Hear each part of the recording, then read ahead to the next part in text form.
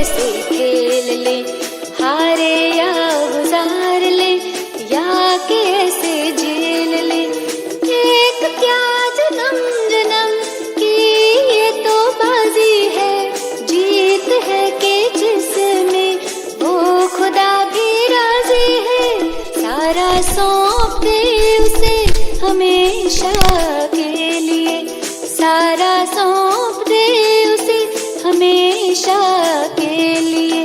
मुस्कुराते दूर मुश्किलें धकेलिए, जिंदगी का खेल हंसते हंसते खेलिए, जिंदगी का खेल हंसते हंसते खेलिए।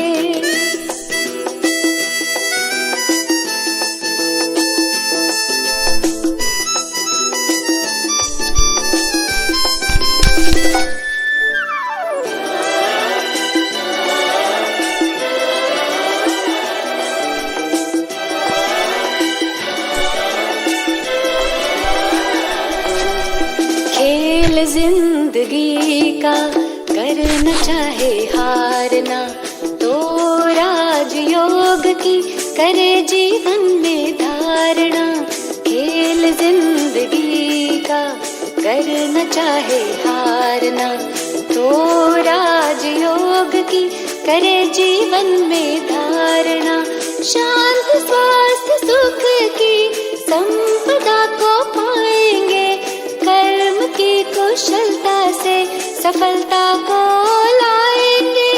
प्रभु खजाना लाए हैं आपके लिए, प्रभु खजाना लाए हैं आपके लिए।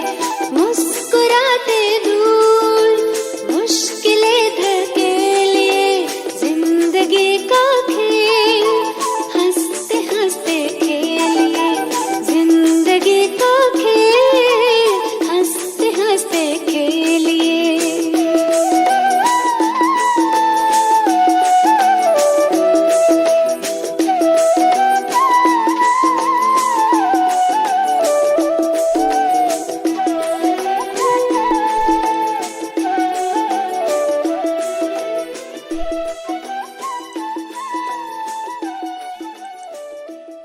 ओम शांति। आज 22 जुलाई के महावाक्य सतगुरुवार। प्यारे बाबा समझा रहे, मीठे बच्चे, वृक्षपति बाप ने तुम बच्चों पर बृहस्पति की दशा बिठाई है और अभी तुम अविनाशी सुख की दुनिया में जा रहे हो, है ना। बाप को जाना, पहचाना, परमात्मा कौन है, उनके बने, उनकी श्रीमत प्रमाण चल रहे। बाबा कहते जैसे परमात्मा बाबा आकर क्या करते, जो पहले राहु की दशा थी, जिसके आधार से जीवन की दिशा भी बदल जाती है, तो बाबा ने फिर से बृहस्पति की दशा बिठाई है, जिसके आधार से अविनाशी सुख प्राप्त होता रहता है। प्रश्न है आज का, अविनाशी बृहस्पति की दशा किन बच्चों पर बैठती है और उनकी निशानी क्या होगी? तो उत्तर है, जो बच्चे जीते जी शरीर के सब संबंधों का त्याग करते हैं, अपने को आत्मा निश्चय करते, ऐसे निश्चय आत्मिक बुद्धि वाले बच्चों पर बृहस्पति की दशा बैठती है और उनकी निशानी विशेष रूप से कौन सी होगी? तो उनके सुखों का गायन होता है। पता है कौन सा गायन? कि अतीन्द्रिय सुख पूछना हो तो गोप गोपियों से पूछो, तो उनकी खुशी कभी गुम हो नहीं सकती। आज का गीत है ओम नमः शिवाय, ओम शांति। बच्चों ने बाप की महिमा सुनी। आज के दिन को कहा जाता है वृक्षपति दिवस, जिसको मिलाकर कहेंगे बृहस्पति सतगुरुवार, न सिर्फ गुरुवार, सतगुरुवार। बंगाल में बहुत मानते हैं। गायन है मनुष्य सृष्टि का बीज रूप परमात्मा, जिनके लिए वृक्षपति भी कहा जाता है। तो वह इस मनुष्य सृष्टि का बीज भी ठहरा, वृक्षपति तो पति भी ठहरा। वृक्ष के बीज को बाप भी कहेंगे, उनसे वृक्ष उत्पन्न होता है। तो ये है मनुष्य सृष्टि का झाड़, और इस मनुष्य सृष्टि का झाड़ परमात्मा वृक्षपति जो बीज है वो ऊपर में रहते। तुम जानते हो हम बच्चों पर वृक्षपति की अभी दशा बैठ गई है। क्यों? क्योंकि अविनाशी स्वराज्य बाप के द्वारा मिल रहा है। फिर सतयुग है सुखधाम, कलयुग है विनाशी दुखधाम। अभी दुखधाम का विनाश और सुखधाम की स्थापना। सुखधाम अविनाशी, आधा कल्प सुखधाम चलता है, जो अविनाशी वृक्षपति बाप आकर स्थापन करते हैं। बच्चों को सेवा के लिए सारी पॉइंट्स नोट जरूर करनी चाहिए। प्रदर्शनी में ये मुख्य मुख्य बातें समझाने की है। मनुष्य बेचारे कुछ भी नहीं जानते, बरोबर ये है ज्ञान। अब बाप यह ज्ञान देते ही है नई और पुरानी दुनिया के बीच में, फिर सारा ज्ञान प्रायः लोप हो जाता है। देवताओं को यह ज्ञान नहीं होता। अगर यह चक्र का ज्ञान हो तो फिर राजाई में मजा ही न आए। अभी भी तुमको ख्याल होता है ना, क्या राज्य लेकर फिर हमारी ये हालत होगी। परंतु देखो ड्रामा ऐसा बना है और चक्र तो फिरता ही रहना है। वर्ल्ड की हिस्ट्री ज्योग्राफी रिपीट हो रही है। कैसे रिपीट हो रही तुम जानते हो ना। तो ये है मनुष्य सृष्टि, और तुम्हारी बुद्धि में मूल वतन का झाड़ है, और वहां सेक्शन हर एक का अलग अलग है। यह बातें और किसी की बुद्धि में नहीं है, सिर्फ तुम बच्चों की बुद्धि में ही। कोई शास्त्रों में भी तो ये बातें नहीं लिखी। हम आत्मा असल शांति धाम के रहवासी, हम आत्मा अमर है, अविनाशी। आत्मा का कभी विनाश नहीं होता।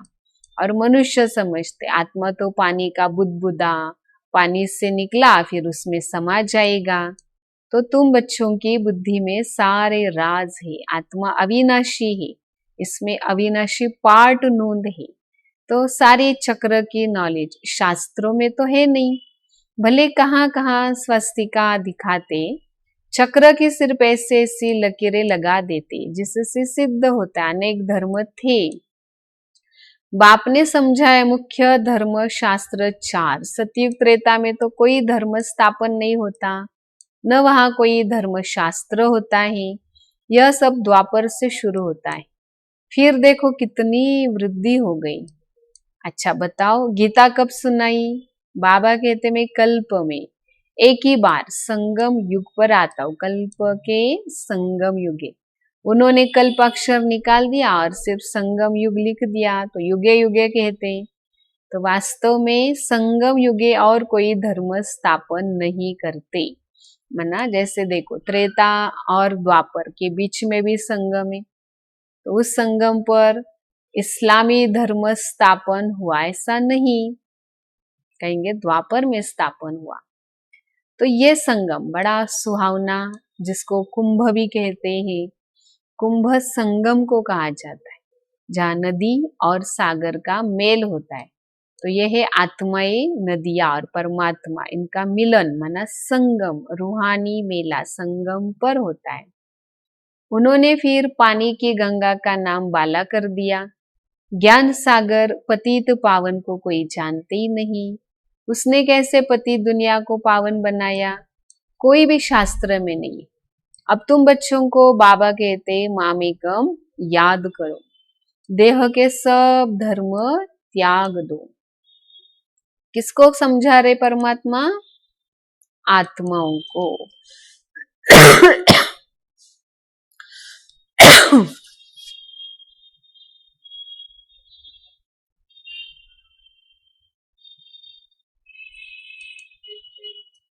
तो बाप बेट आत्माओं को समझा रहे। अब इससे ही कहेंगे जीते जी मरना। तो जीना कैसे है? गृहस्थ में रहते कमल फूल समान जीना। मरना कैसे है? देह, देह के सब संबंधी, देह के धर्म का त्याग करना और एक निश्चय से एक परमात्मा पर है ना बुद्धि कैसे हो, एक टिकी रहे। जीते जी मरना, ये जो शरीर से अलग होने का अभ्यास, अशरीरी का अभ्यास करते रहे। फिर है तोड़ निभाना। तो जीना कैसे, मरना कैसे, निभाना कैसे, हर एक बात परमात्मा बाबा बैठ समझाते। अब मनुष्य शरीर छोड़ते तो देखो शरीर के सब संबंध छूट जाते हैं ना। बाबा समझा रहे जो भी देह के संबंध है जीते जी सब छोड़ अपने को आत्मा निश्चय करो, निश्चयात्मक बुद्धि बनो। निश्चयात्मक बुद्धि बनो माना निश्चय आत्मिक बुद्धि बनो। जितना जास्ती तुम याद करेंगे, बृहस्पति की दशा होगी, जांच करो हम बाबा को कितना याद करते हैं, क्योंकि याद से इकट निकलेगी और तुमको बहुत खुशी होगी। तुम महसूस कर सकते हो हम आत्मा कितना बाबा को याद करती है। और अगर हम कम याद करेंगे तो कट भी कम निकलेगी, खुशी भी कम होगी, पद भी कम होगा। आत्मा ही सतो रजो तमो तीनों स्टेजेस पार करती है ना। इस समय का गायन है कौन सा? अगर निश्चयात्मक बुद्धि बनके एक की याद में रहते, को याद करते, तो उनके सुखों का गायन होता है कि अतीन्द्रिय सुख पूछना हो तो गोप गोपियों से पूछ, और कुछ भी याद नहीं रहता सिवाय बाबा की। इतना खुशी का पारा चढ़ा रहता है। तुम जानते हो अब हमारे पर बृहस्पति की दशा है, सदगुरु की दशा है, फिर भी कभी खुशी गम हो जाती है। तो इसका क्या कारण है? बृहस्पति की दशा बदल राहु की दशा बैठ जाती है। जैसे कोई बड़ा साहूकार है और सट्टा लगाते तो देवाला निकल गया। भारत में भी ग्रहण लगता है तो कहते दे दान तो छूटे ग्रहण। तो तुम्हारा देवी देवता धर्म भी 16 कला संपूर्ण था, उसे ग्रहण लग गया। राहु की दशा बैठती, इसलिए देवताओं के आगे जाकर गाते आप सर्व गुण संपन्न हो। खुद के लिए क्या कहेंगे? हम पापी है, कटपी है, कपटी है। तो अभी तुम समझते हो राहु का ग्रहण लगने से सब काले हो गए। चंद्रमा की भी पिछाड़ी तक लकीर रहती है, कहते अमावस। बाबा समझाते तुम देवी देवताओं के चित्र है। गीता ही आदि सनातन देवी देवता धर्म का शास्त्र है, परंतु यह अपने को नहीं जानते। रिलीजियस हेड्स की कॉन्फ्रेंस करते हैं, तुम वहां भी जाओ, समझाओ ईश्वर कोई सर्वव्यापी नहीं, वह है बेहद का बाप। बच्चों को आकर वर्षा देते, साधु संत आदि को तो वर्षा मिलता नहीं, तो मानेंगे कैसे? तुम बच्चों को ही वर्षा मिलता है। मुख्य बात है ही सिद्ध करने की कि ईश्वर सर्वव्यापी नहीं है। तो उनकी शिव जयंती मनाते हैं, तो शिव जयंती कहो या रुद्र जयंती, क्योंकि शिव परमात्मा यह ज्ञान यज्ञ रचते हैं। तो शिव है, रुद्र भी नाम उनका है, रुद्र ज्ञान यज्ञ भी कह सकते हो, या फिर गीता ज्ञान यज्ञ। और इससे क्या होगा? विनाश ज्वाला प्रज्वलित हो जाती ही। प्रैक्टिकल तुम अभी देख रहे हो, सारी पुरानी दुनिया इसमें स्वाहा हो जाएगी। बाकी तो वह सब जिस्मानी यज्ञ, दोनों में दिन रात का अंतर है। और बाबा कहते हैं रुद्र ज्ञान यज्ञ इसका विनाश भी होना है। तुम जब पास हो जाएंगे, पूरा योगी बनेंगे, पूरा ज्ञानी बनेंगे, फिर तुम्हारे लिए अब नई दुनिया चाहिए, तो नरक का विनाश जरूर चाहिए। तो राजस्व अश्वमेध अविनाशी रुद्र ज्ञान यज्ञ, तो ये अक्षर भी है ना। घोड़े को स्वाहा किया जाता है, वास्तव में ये तुम्हारा रथ भी है। तो एक दक्ष प्रजापति का भी यज्ञ रचते, उनकी भी कहानी बनी है। बच्चों को कितनी खुशी होनी चाहिए कि हमें वृक्षपति बाप पढ़ा रहे। हमारे ऊपर बृहस्पति की दशा है, हमारी अवस्था बहुत श्रेष्ठ है। चलते चलते लिखते हैं बाबा हम तो मूंझ गए, पहले हम खुशी में थे, पता नहीं क्या हुआ। यहाँ आकर बाप का बनना बड़ी यात्रा है। वहां तीर्थ यात्राओं पर जाते कितना खर्चा होता है, यहाँ तो दान करने की बात भी नहीं, खर्चे की भी बात नहीं। वह जिस्मानी यात्रा तुम्हारी रूहानी यात्रा, और जिस्मानी यात्रा से तो कुछ भी फायदा नहीं। गीत में है चारों धाम लगाए फेरे, फिर भी जन्म जन्मांतर दूर रही। तुम समझते हो कितनी ढेर यात्राएं की होगी, कहाँ कहाँ मनुष्य जाते, हरिद्वार गंगा जी पर, फिर पतित पावनी उनको गंगा को समझते। अब वास्तव में तुम हो सच्ची ज्ञान गंगाएं और तुम्हारे पास बहुत आकर ज्ञान स्नान करते रहते। बाबा ने समझाया सदगुरु एक ही है, सर्व का सदगति दाता, एक सदगुरु और कोई नहीं। बाबा कहते मैं कल्प कल्प संगम पर आकर सदगति दे पुजारी से पूज्य बनाता हूँ, फिर तुम पुजारी बन दुखी बन जाते हो, यह भी अभी पता पड़ा है। बरोबर हमारा आधा कल्प राज्य चलता है, फिर द्वापर में हम 100 देवी देवता वाम मार्ग में चले जाएंगे। जब रावण राज्य शुरू होता है तब से वाम मार्ग शुरू होता है, उनकी निशानियां ही। जगन्नाथ के मंदिर में जाओ तो अंदर काली की मूर्ति है, बाहर में देवताओं के गंदे चित्र। उस समय अपने को भी थोड़े ही समझ में आता था कि क्या है। विकारी मनुष्य विकारी दृष्टि से देखते तो समझते थे देवताएं भी विकारी थे। यह लिखा हुआ है देवताएं वाम मार्ग में जाते, ड्रेस भी देवताओं की दी। यहाँ भी दिलवाड़ा मंदिर में जाओ तो देखो ऊपर में स्वर्ग है, स्वर्ग के नजारे देवताओं की ड्रेस में, और नीचे सब तपस्या में बैठे। तो इन राजों को और तुम्हारे सिवाय कोई जानते नहीं। अब बाबा ने जो रथ लिया वो भी अनुभवी, तुम समझ रहे हो, आत्मा परमात्मा अलग रहे बहुकाल। तुम जो पहले अलग हुए फिर तुम पहले आकर मिलते हो। सतयुग का पहला राजकुमार श्री कृष्ण, कृष्ण का बाप भी तो होगा ना, माँ भी होगी, परंतु उनके माँ बाप का कुछ इतना दिखाते ही नहीं। सिर्फ दिखाते माथे पर रखा, नदी से उस पार ले गया, इतना ही बाप का पार्ट दिखाते। राजाई आदि कुछ नहीं दिखाई, उनके बाप की महिमा क्यों नहीं, तुम समझते हो। अभी इस समय कृष्ण की आत्मा अच्छी रीति पढ़ाई पड़ती, जिस कारण माँ बाप से भी ऊंच बन जाती। तुम समझते श्री कृष्ण की राजधानी में हम थे, स्वर्ग में थे, फिर चंद्रवंशी बने, तो अभी फिर से सूर्यवंशी बनना है तो श्रीमत पर पावन बनना पड़ेगा। पावन दुनिया के तभी मालिक बन सकते हो। हर एक अपनी अवस्था को देखो। अगर हम इस समय शरीर छोड़े किस गति को पाएंगे, समझ सकते हो। जितना जो बाबा को याद करेंगे उतने विकर्म विनाश होंगे। मनुष्य के ऊपर कोई आफतें आती है, दुख आता है, देवाला निकालते तो साधुओं का जाकर वो संग करते हैं। फिर मनुष्य समझते ये भगत है, ठगी थोड़ी ही करेंगे। ऐसे ऐसे भी 2-4 वर्ष में बहुत धनवान हो जाते हैं। उन्हों के बहुत छिपे हुए पैसे होते हैं। हर एक अपनी बुद्धि से आप समझ सकते हो, तुम्हारे में भी बहुत है जो बहुत कम याद करते। तो इसलिए बाबा कहते अपना कल्याण करना चाहते हो तो तुम अपना चार्ट रखो, नोटबुक रखो, सारे दिन में मैं कितना समय बाप को याद करती हूँ। मनुष्य सारी जीवन हिस्ट्री लिखते, तुमको तो सिर्फ याद का चार्ट लिखना है, अपनी उन्नति उसमें है। और तुम याद ही नहीं करेंगे तो उच्च पद कैसे पाएंगे, विकर्म विनाश नहीं होंगे तो उच्च पद कैसे मिलेगा। फिर सजाएं खानी पड़ती है। मोचरा जो नहीं खाएंगे तो पद अच्छा मिलेगा, मोचरा खाकर फिर कुछ थोड़ा पाना वह किस काम का। धर्मराज का मोचरा न खाए तो बेइज्जती न हो, तो ऐसा पुरुषार्थ करना है। वरना कोई ऐसी हम पुरुषार्थ में गलती करे, भूले करे, भूलों का कारण क्या है। एक तो बाबा को याद नहीं करते, ये पहला मुख्य कारण है भूल होने का। फिर बाबा ने जो कहा उस अनुसार कर्म नहीं करते।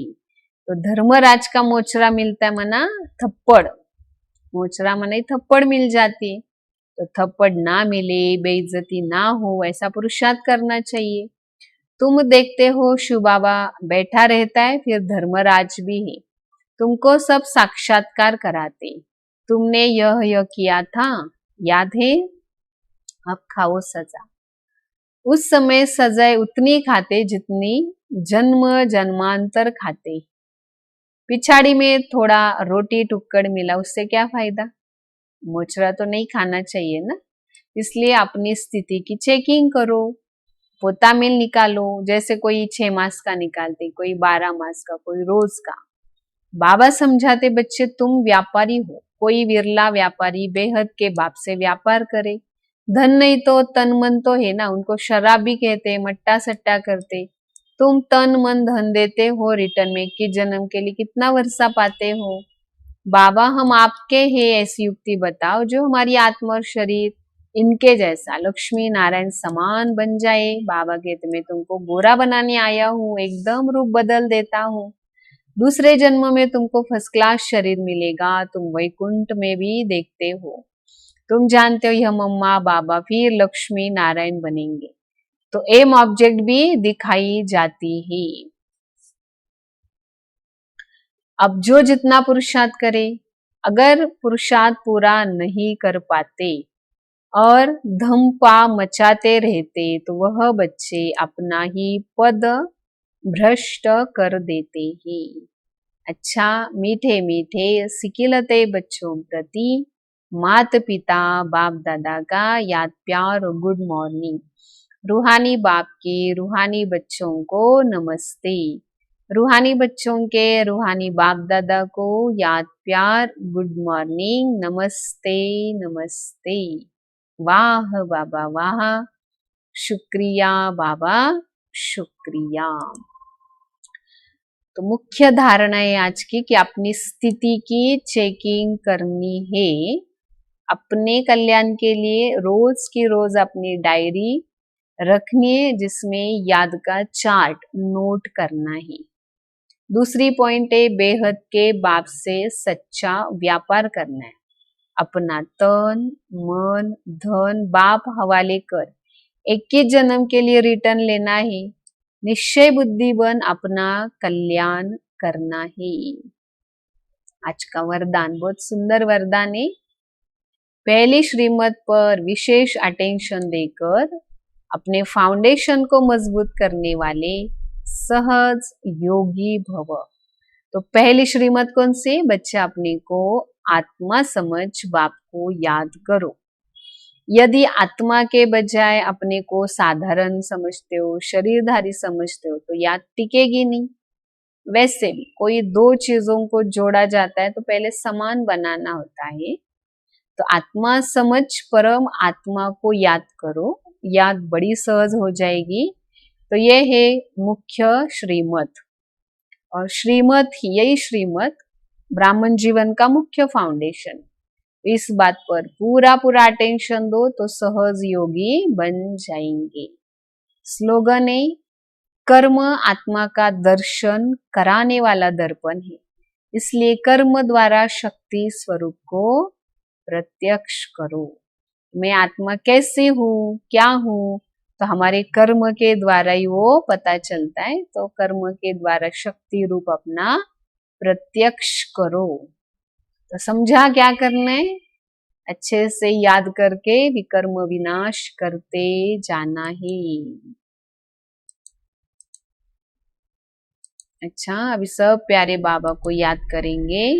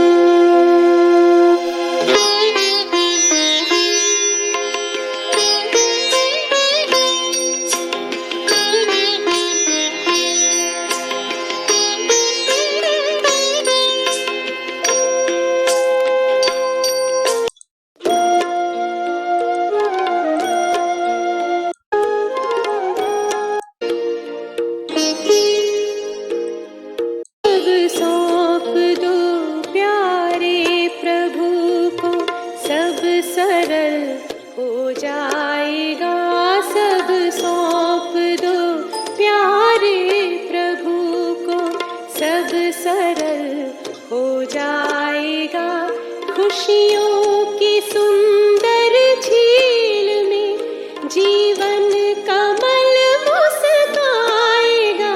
सब सौंप दो प्यारे प्रभु को।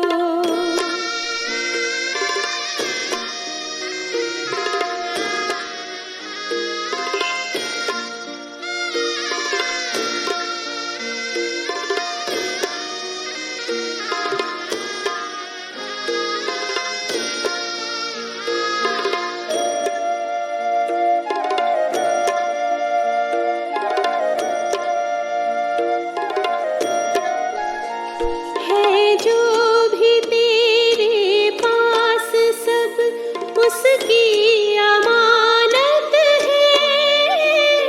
अपनी समझ लेना अमानत में खयानत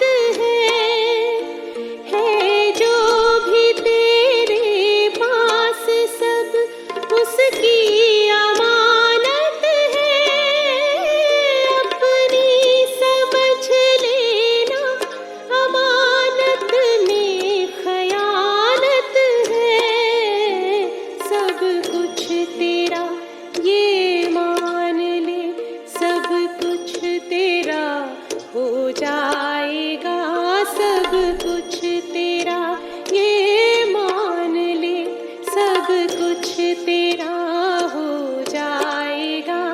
चिंता सभी मिट जाएगी और मन विमल हो जाएगा। सब सौंप दो प्यारे प्रभु को।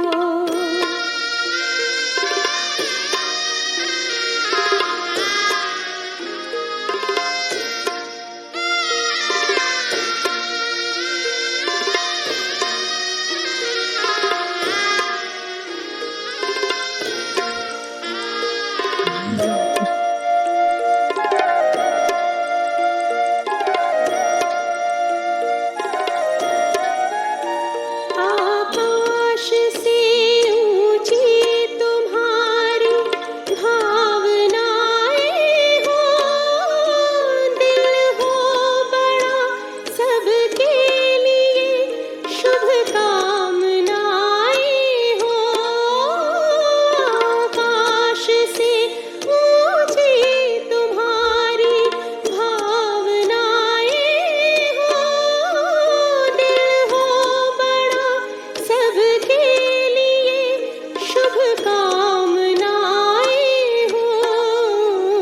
कल्याण करता चल तेरा खुद ही भला हो जाएगा। कल्याण करता चल तेरा खुद ही भला हो जाएगा। आजाद हो पिंजरे से पंछी फिर निकल उड़ जाएगा। सब सौंप दो प्यारे प्रभु को। सब सरल हो जाएगा। सब सौंप दो प्यारे प्रभु को। सब सरल हो जाएगा। खुशियों